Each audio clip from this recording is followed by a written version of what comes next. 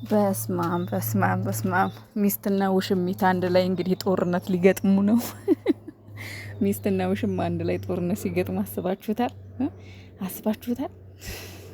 ለማንኛውም እንግዲህ ታላቅ የቀጠሮ ጌም ሩታና ሄርሜላ እሁድ ማታ 3 ሰዓት የበዓል ቀን 3 ሰዓት ላይ ማለት ነው። ከባድ ክሽክሽ አለ፣ ከባድ ክሽክሽ አለ ተብላችኋል እንግዲህ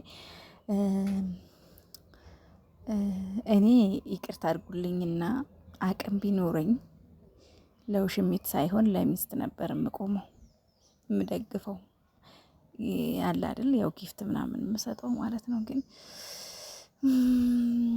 ለማንኛውም ድል ለሩታ ብያለሁ።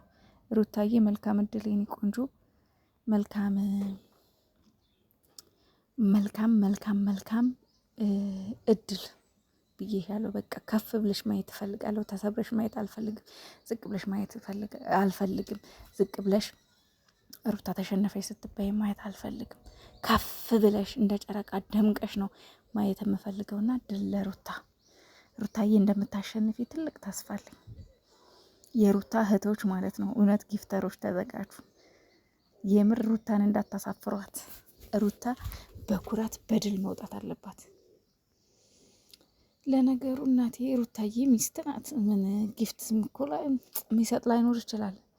ውሽማ ደግሞ ያው አንድ ብቻ አይደለም ውሽማው፣ ብዙ ውሽማ ይኖራል። እንግዲህ እነሱ ምናልባት ያወጧት ይሆናል። ይቅርታ አድርጉልኝ። ግን ለማንኛውም ያው ሌላ ነገር ለማለት ፈልጌ አይደለም። ያው ሄርሜላ ውሽሚት ናት፣ ሩታ ደግሞ ሚስት ናት፣ የታወቀ ነው። ሌላ ነገር ሹክ ሹክ እንዳትሉኝ፣ ሌላ ነገር ወሬ እንዳታበዙብኝ ኮሜንት ላይ ምናምን